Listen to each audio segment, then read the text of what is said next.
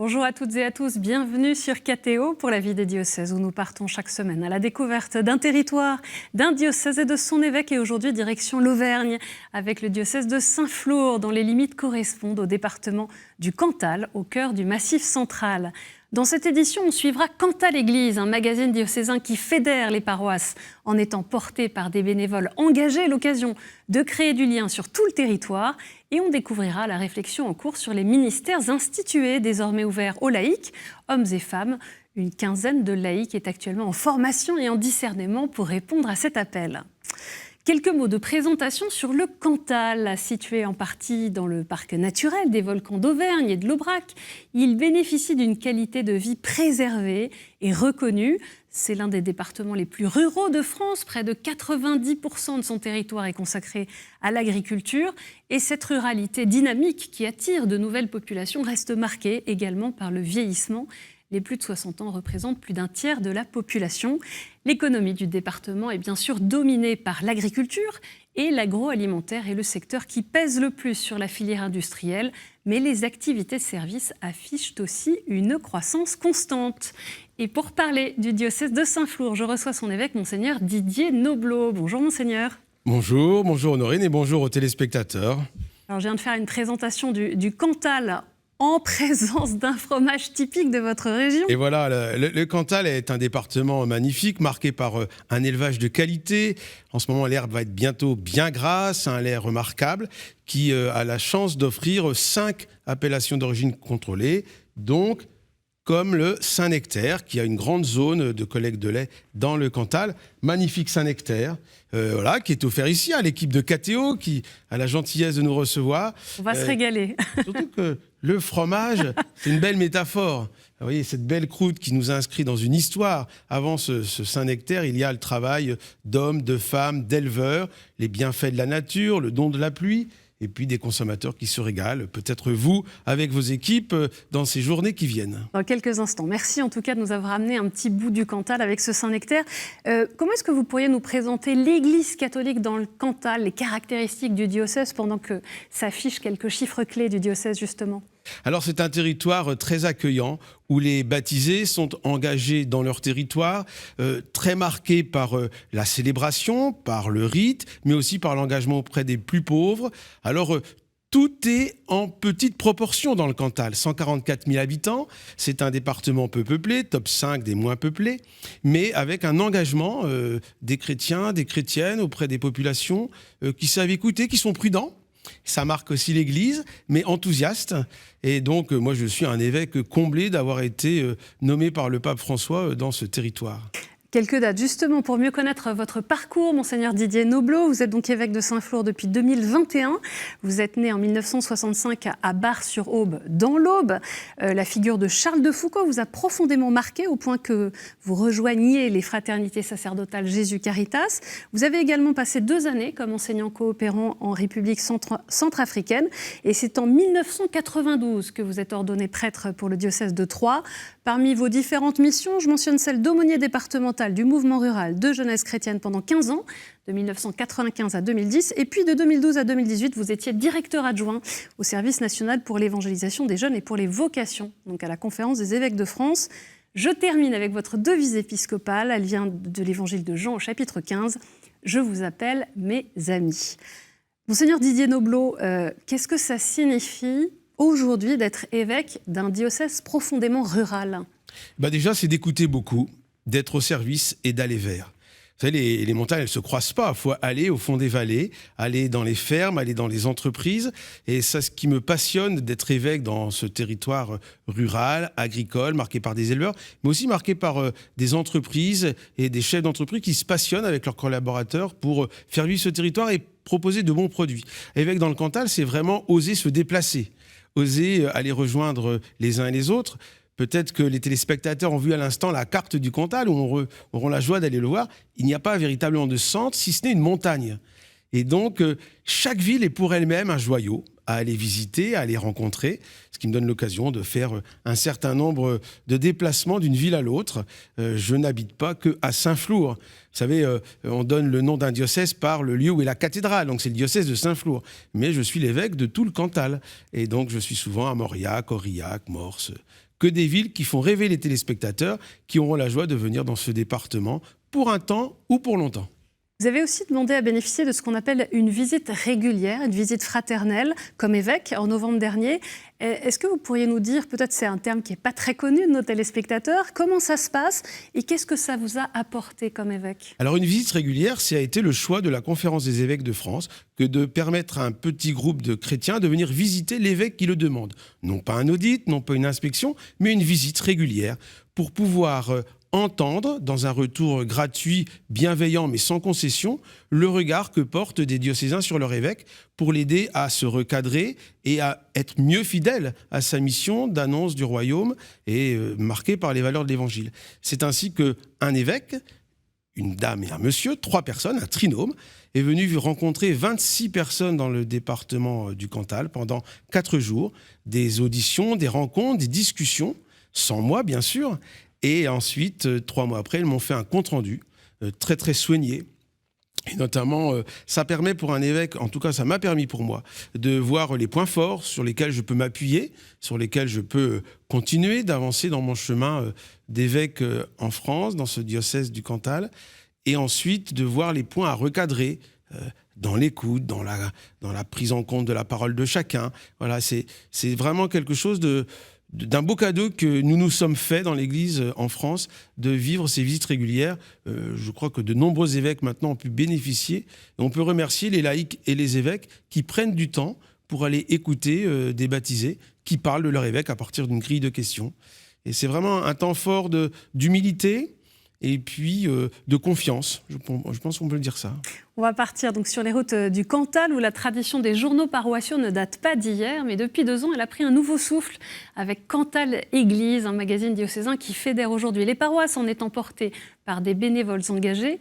Avec 16 éditions locales, 11 numéros par an, 5000 abonnés et une organisation en pleine évolution, le magazine s'impose déjà comme un outil central de communication et de partage pour le diocèse.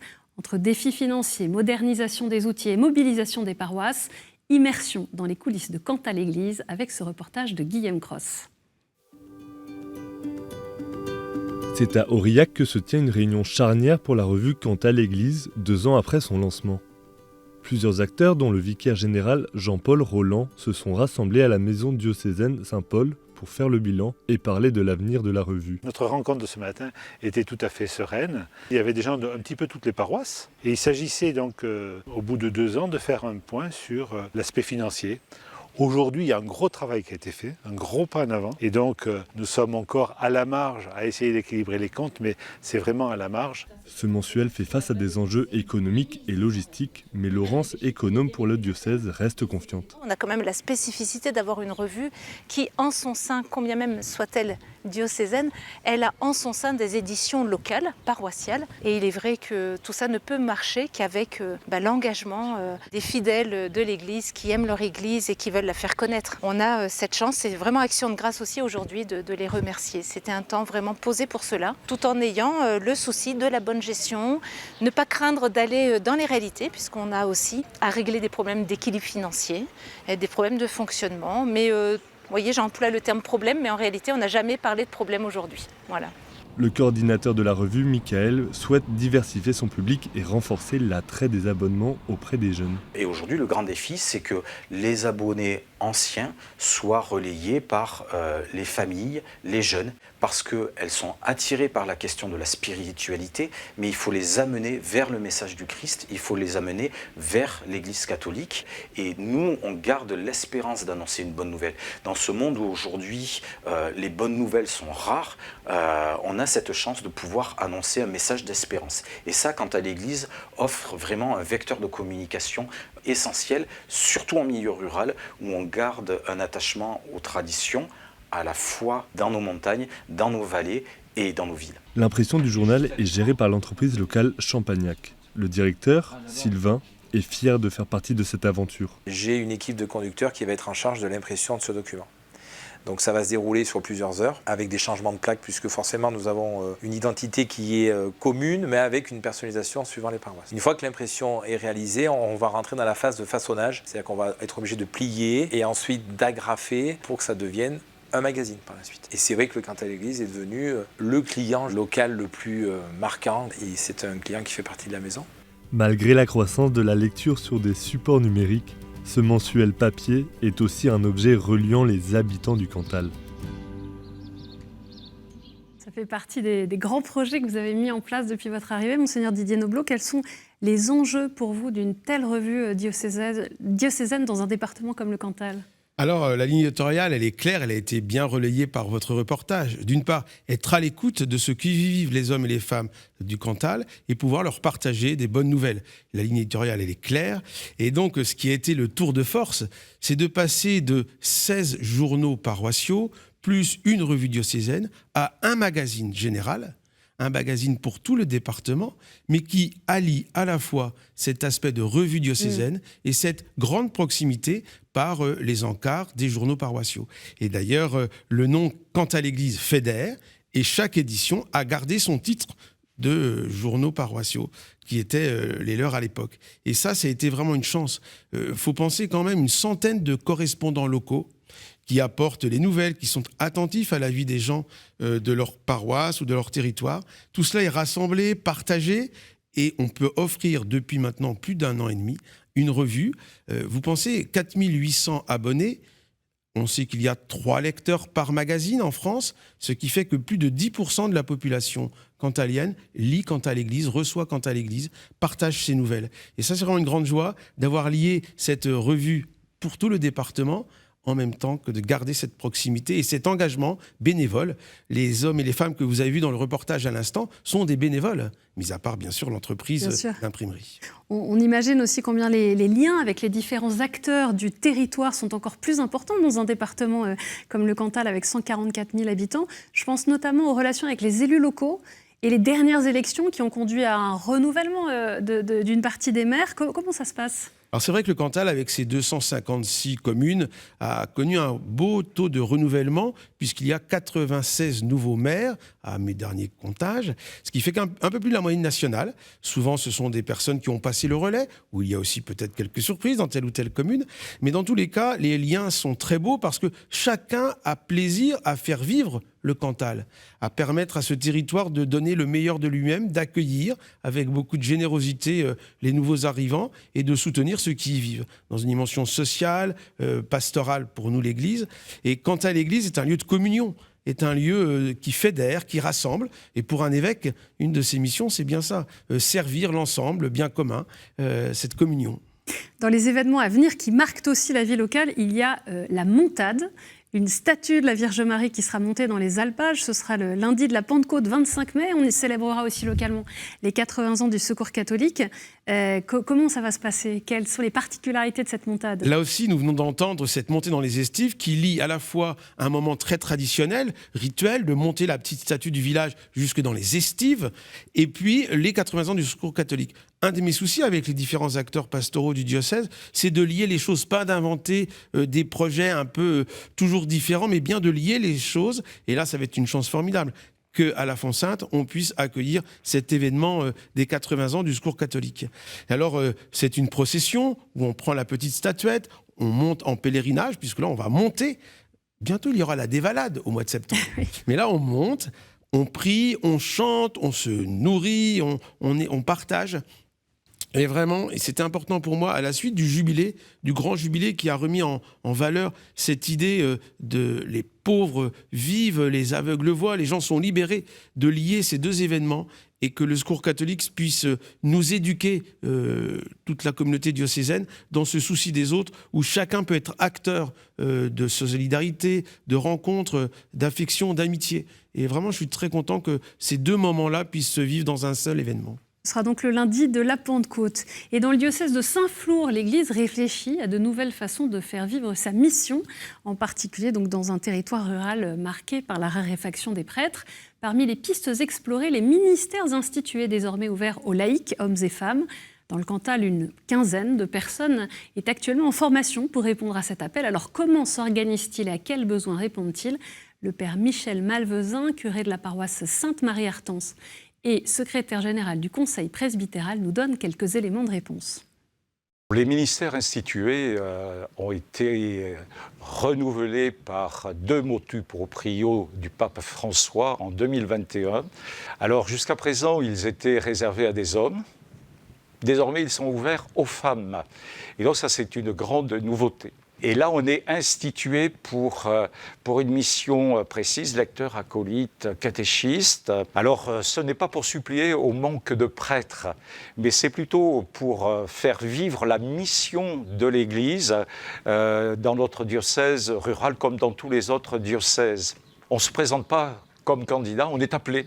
On est appelé et le discernement s'est fait dans notre diocèse par l'intermédiaire des équipes d'animation pastorale. Bilan des courses, il y en a 15 aujourd'hui qui sont en formation. Et on vient de débuter cette formation. Et la moyenne d'âge, c'est jeune, donc c'est porteur d'avenir. Alors ce qui est bien, c'est que ces ministères s'inscrivent dans cette démarche de synodalité de l'Église, de meilleure collaboration entre prêtres et laïcs. Mais la vocation de l'Église aujourd'hui, c'est d'être présente aux réalités du monde. Le diocèse de Saint-Flour, ce n'est pas le diocèse de Versailles.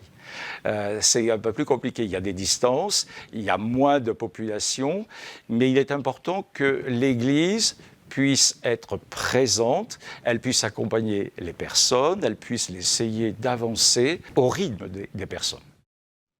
Et on a vu pendant cette interview quelques images de l'institution de laïcs au ministère de lecteurs lors du dimanche de la Parole de Dieu en janvier 2025 à la basilique Saint-Pierre à Rome. Ce n'était évidemment pas dans le diocèse de Saint-Flour. Alors, monseigneur Didier Nobleau, comment est-ce que ces ministères institués de laïcs pourraient renforcer la présence de l'Église au plus près dans ce territoire ? Mais il me semble que le pape François a offert à l'Église une autre façon de pouvoir déployer son baptême et de permettre à l'Église d'être signe du salut en Jésus-Christ. On est habitué à des lettres de mission, nous sommes habitués dans l'Église à des vocations, à des responsabilités spécifiques. Là, il nous a offert quelque chose de neuf, ancré dans l'histoire de l'Église. On connaissait les ministères institués, souvent liés à l'ordination de diacres ou de prêtres. Là, il est offert aux laïcs, hommes et femmes, comme le disait le curé qui a intervenu à l'instant, le père Michel Malvezin. Il a vraiment bien saisi cette aventure-là. Et je remercie cette interview parce qu'il nous rappelle qu'arriver à cette décision a été un long cheminement synodal. Depuis le texte du pape François jusqu'à l'entrée en formation de 15 chrétiens du Cantal, il y a eu de nombreuses rencontres au sein d'un conseil de laïcs, au sein du conseil des prêtres, pour chercher est-ce que c'était pertinent dans le diocèse, quels étaient les freins, les difficultés, les atouts, les enjeux, la formation. Et au bout de 3 ans de réflexion, donc d'une démarche vraiment synodale, où, comme le disent les différents textes, nous avons essayé de chercher un consensus, un discernement où le consensus était le plus large. Et mis à part l'un ou l'autre qui a exprimé son appréhension, le diocèse s'est engagé dans cette aventure des ministères institués. La formation est un espace de discernement. Donc tout n'est pas fait. Bien sûr. Pour ces femmes et ces hommes qui sont entrés en formation, le chemin va se prendre paisiblement, comme quand on monte sur l'un des monts du Cantal, pour accéder à ce ministère, le cas échéant. Je voudrais revenir sur un des moments marquants qui ont été vécus par les prêtres du Cantal, puisqu'ils étaient 24 à Rome avec vous du 8 au 14 mars dernier, avec un moment assez historique, puisqu'un jambon a été offert au pape Léon XIV. Racontez-nous un peu ce beau pèlerinage. Alors je crois que les prêtres du Cantal voulaient aller à Rome.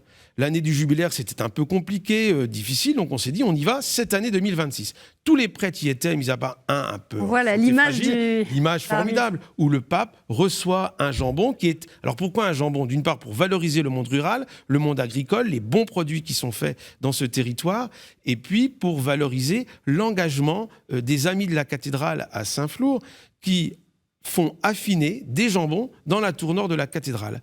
Et ces jambons qui ont été offerts, bien sûr, au pape Léon, mais aussi aux cardinaux qui nous ont reçus durant ces pèlerinages, ont été séduits, amusés. Alors que souvent, on offre une petite statuette ou on offre un beau livre. Nous, voilà, vous venez avec du Saint-Nectaire sur le plateau de KTO, jambon pour le pape. Saint-Nectaire pour les amis de KTO. Voilà, je crois que c'était aussi, c'était un symbole. le symbole, il relie. Et je crois que ces produits du monde rural et agricole reliaient. Alors, on a vu tout à fait l'institution de lecteurs à Rome. Eh bien, les Cantaliens vont aussi à Rome. Et nous avons pu enraciner notre ministère de prêtres et d'évêques. C'était un pèlerinage de prêtres, ce qui veut dire que nous avons pu prendre le temps, comme prêtres, de renouveler notre oui. Le thème en était « La joie du prêtre est un bien pour toute l'Église ». Et vraiment, il y a eu beaucoup de joie partagée pendant ces 6 jours à Rome. Et cette joie-là a été communiquer vraiment au diocèse. C'était aussi tout le diocèse qui était à Rome auprès du tombeau de Saint-Pierre. Et on va passer, Monseigneur Didier Nobleau, aux questions de terrain.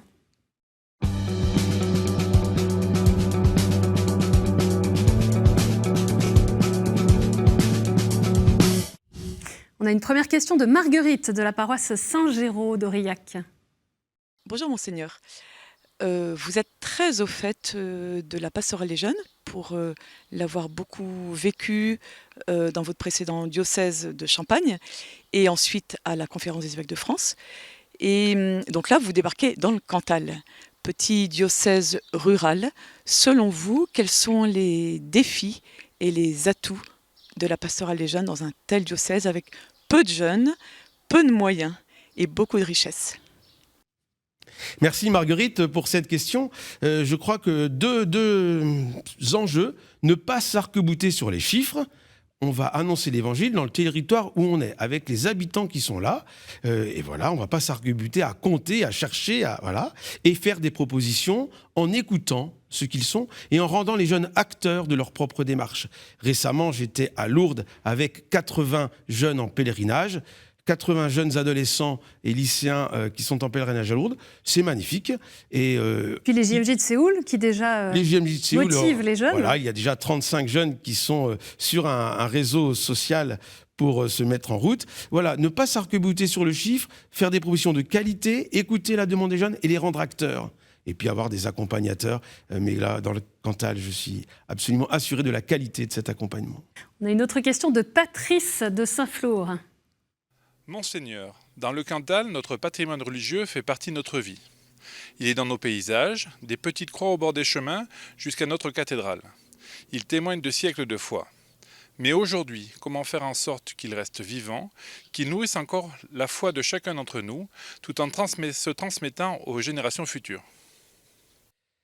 Merci à Patrice, parce qu'il dit vraiment cet engagement de toute une Église depuis des siècles à signifier le Christ mort et ressuscité, vivant aujourd'hui. Tous ces témoignages patrimoniaux sont bien présents dans le Cantal, et plus encore, les pierres vivantes. Bien sûr, il y a des édifices remarquables, des croix de chemin. Récemment, j'étais à Villedieu, où on a soulevé la trappe, où la source symbolique est dans l'église elle-même. Et puis avec un certain nombre d'autres objets architecturaux et culturels. Mais ce qui me séduit au-delà de tout cela, c'est les pierres vivantes qui ont été capables de construire ça, qui nous le transmettent. Et aujourd'hui encore, des enfants, des jeunes, des femmes et des hommes sont pierres vivantes de l'église qui est dans le Cantal. Et c'est tellement vrai qu'aujourd'hui, plusieurs personnes frappent à la porte de l'église, notamment pour être baptisées. Et on termine avec une question de Fanny, qui est membre du conseil pastoral de la paroisse d'Aurillac et qui a accepté de nous confier cette question à distance.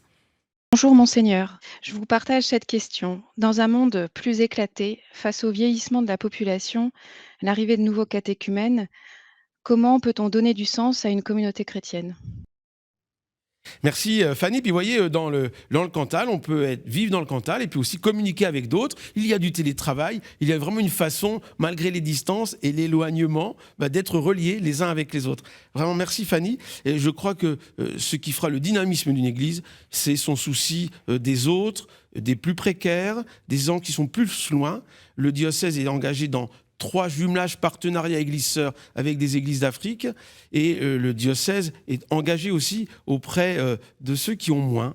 Et je crois que l'Église, quand elle se décentre, elle se recentre sur le Christ. Elle mentionne aussi évidemment l'arrivée aussi dans le Cantal, bien sûr, de nouveaux catéchumènes qui contribuent à modifier le visage des paroissiales. Des femmes et des hommes qui frappent à la porte de l'Église, mais qui sont souvent déjà dans l'Église et qui ont pris part aussi à cette annonce de l'Évangile. Moi, j'ai eu la chance de pouvoir baptiser 34 personnes, être témoin du baptême de 34 nouveaux baptisés, donc qui sont maintenant baptisés. Et j'ai envie de dire, ils apportent une nouveauté, mais eux, ils sont bien ancrés, ils sont déjà très acteurs de la vie de l'Église et puis de la vie sociale de leur territoire. Bon, on a noté en tout cas ce rendez-vous pour le lundi de la Pentecôte, notamment pour la fameuse montade. Ça donne envie de vivre ce grand événement. Merci beaucoup, Monseigneur Didier Nouveau. Merci. Et puis alors, bienvenue aux équipes de KTO dans notre département et à tous les téléspectateurs qui sont séduits par ce territoire et l'Église qui rayonne le Christ. Et on va donc se régaler à l'issue de cette émission. Pour en savoir plus, en tout cas, sur le diocèse de Saint-Flour, rendez-vous sur le site internet diocèse15.fr. Cette émission est bien sûr à revoir sur ktotv.com et à réécouter sur les plateformes de podcast et sur l'application KTO Radio. Merci pour votre fidélité. Je vous donne rendez-vous la semaine prochaine.